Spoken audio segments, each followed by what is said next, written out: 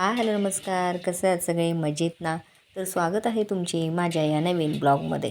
आता ही सगळी कसली तयारी चालू आहे ते पुढे समजेलच तुम्हाला.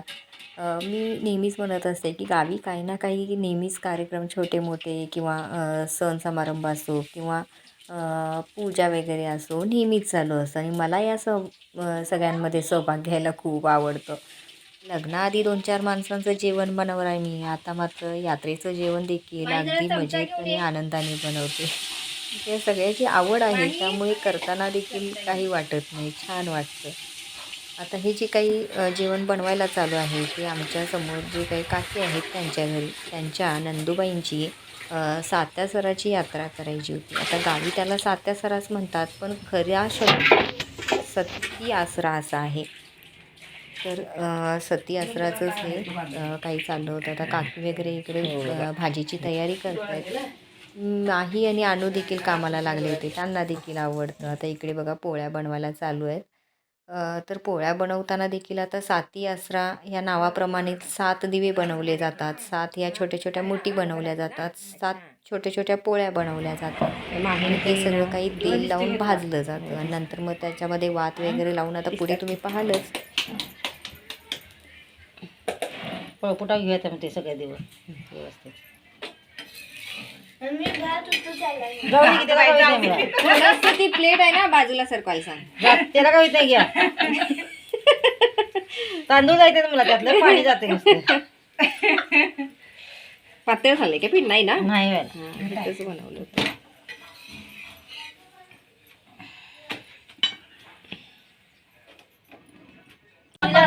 लाईट लावते सारख्या आम्ही भवानीला का नाही हे करतात की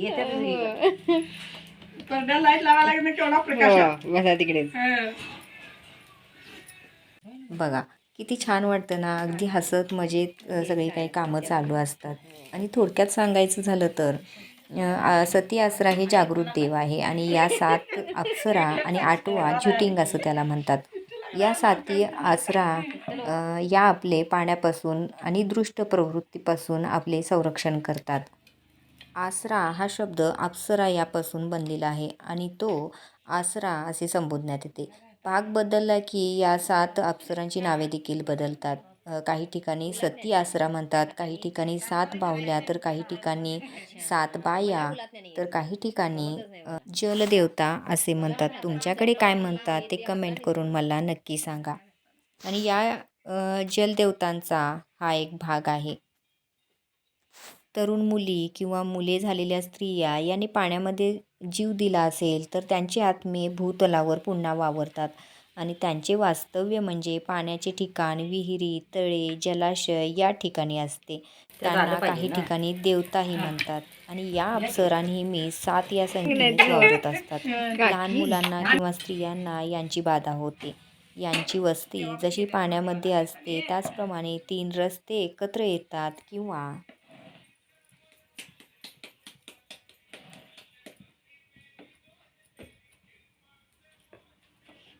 3 वाटा एकत्र येतात किंवा गावी त्याला शिव असे म्हणतात. त्या ठिकाणी सुद्धा यांचे वास्तव्य असते. आता अमावास्येला किंवा पौर्णिमेला कपडे धुण्यासाठी जर काही नदीवर गेलं किंवा फेऱ्यात जर त्यांच्या आले किंवा वडाच्या पिंपळाच्या झाडाखालून गेले असता किंवा सार्वजनिक ठिकाणी जी काही विहीर असते त्या विहिरीवरून सुवासिक द्रव्य लावून गेले की त्याचा त्रास होण्याची शक्यता असते.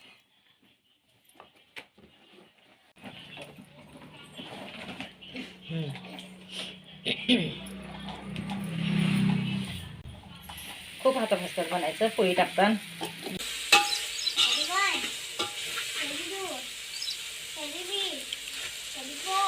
आमच्या घरी तरी असं कोणाचं म्हणजे साती आसराचं नाही आहे. पण गावामध्ये बऱ्यापैकी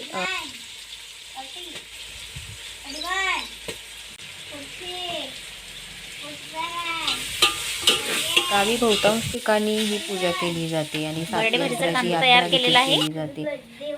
आणि हे सगळं काही नैवेद्य वगैरे घेऊन नदीवर जावं लागतं. नदीवर जाऊन तिथे पूजा करून तिथे सर्व म्हणजे फक्त पुरुष लोकच तिकडे जाऊ शकतात, स्त्रिया वगैरे नाही. मग पुरुष वगैरे सगळे तिथे जेवतात वगैरे, नैवेद्य वगैरे दाखवून ती जी काही परडी असते.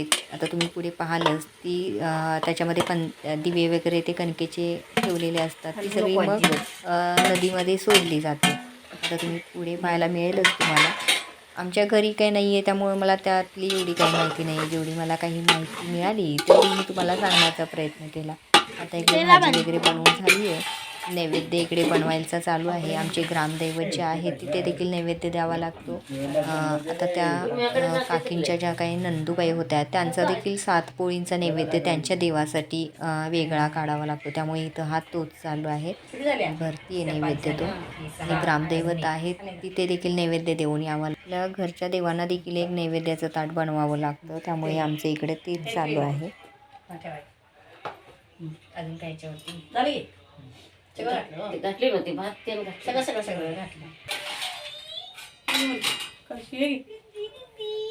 आम्ही देवाला जाऊया बघा. माही अनु देवाला नारळ हे ते सगळं घेऊन जायचं. एकच नैवेद्य आणि नारळ बिळ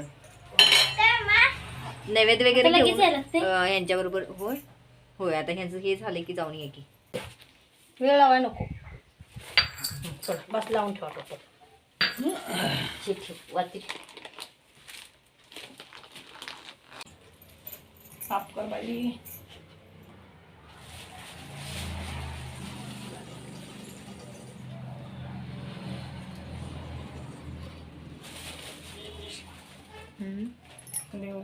हा ना बघा ना ह्याला काय म्हणतात काका? सात्या सरांचं पूजन. हे नदीची जत्रा.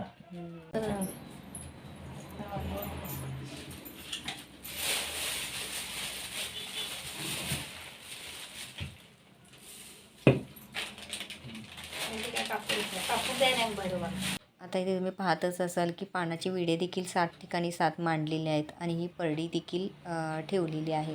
आता या परडीमध्ये जे काही घालाल ते 7 या संख्येनेच घालायची आहे. आता या परडीमध्ये जो काही घातला जाणारा भात आहे तो 7 कोळव्यांचा म्हणजे छोटं माप असतं त्या मापाचाच भात हा बनवला जातो आणि पूर्णपणे तो त्याच्यामध्ये घातला जातो. आणि बाकीचा जो काही नैवेद्य म्हणजे नदीवर जाणारी जी काही लोक आहेत त्यांच्यासाठी बनवला जातो तो 1.25 किलो तांदळाचा आय थिंक असेल. तो देखील म्हणजे पूर्णपणे त्यांनाच तो द्यायचा. तो कट असतो. कट असे म्हणतात त्याला. 1.25 किलो तांदूळ, 1.25 किलो डाळ ह्या प्रमाणातच हे नैवेद्य बनवावे लागतात. सर्व काही म्हणजे असं मोजून मापून.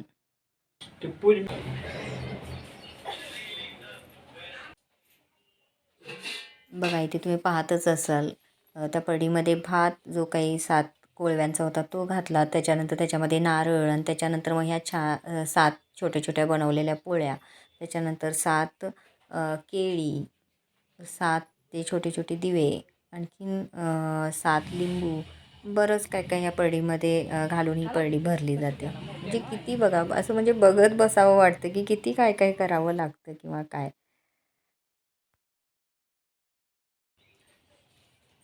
हे पुरून एका कडेला घाला. तिथं घालायला सांगितलं.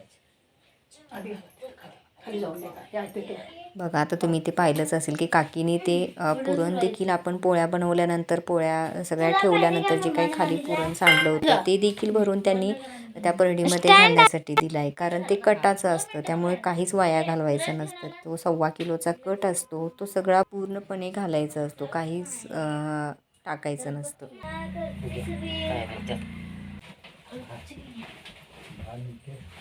हे दिवे वगैरे लावून न्यायचे काय जाताना?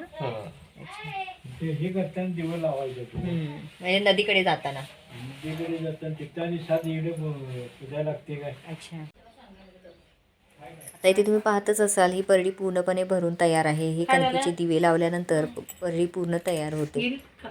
त्यानंतर ही जी काही बनवलेला नैवेद्य आहे किंवा हा कटाचा भात आहे तो देखील नैवेद्य म्हणून दाखवला जातो. आणि ही भरलेली जी काही परडी आहे ती ज्यांचं अंगावरचं केलेलं आहे त्यांच्या अंगावरून ती 3 वेळा उतरवली जाते. जो काही झुटिंगचा म्हणून जो काही 8व्या याचा नैवेद्य असतो तो देखील अंगावरून उतरवला जातो. तर आमच्या घरी काय असं नाही आहे पण ज्यांच्या घरी या साती आसरांचा त्रास आहे त्यांना हे सर्व काही करावंच लागतं. अगदी 3 वर्षातून एकदा हे करावंच लागतं. पुढून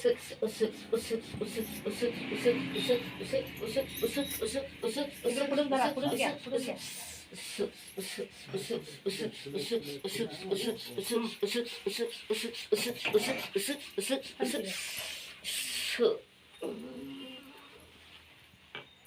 आता लागल म्हणून पाय पड संजू, पाय पड. काय चुकलं मागलं देवा सांग म्हणा. सांग बाई काय चुकलं माकलं मान्य करून घे.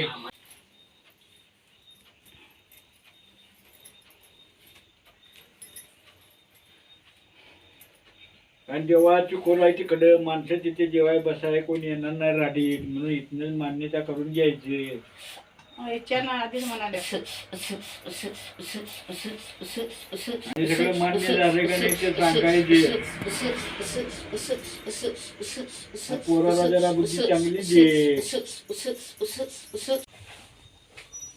अरे बा मान्य सगळं झालंय फ्रेंड.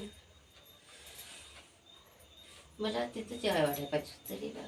होय खरं माणसं आहे ना देवा, काय करूया. घरात असलं तर म्हणाल्यात, आता काय करूया सांगा. राड आहे तिथे पाऊस आहे म्हणून नाही जेव्हा म्हणाल्यात लोक. एवढं टाइम मान्य करून घे. पुढे उन्हाळ्याकडे करतात त्यावेळेला तिथं जाग्यावर जाता. वेळ मिळाली की बाळ मी मान्य करून जातो. खरं माझा निवत कुठे सोडायचा तुला माहितीये काय बा? सांग घे फुलाकडे फुलाच्या खालच्या बाजूला बा. बर सोडणार घे.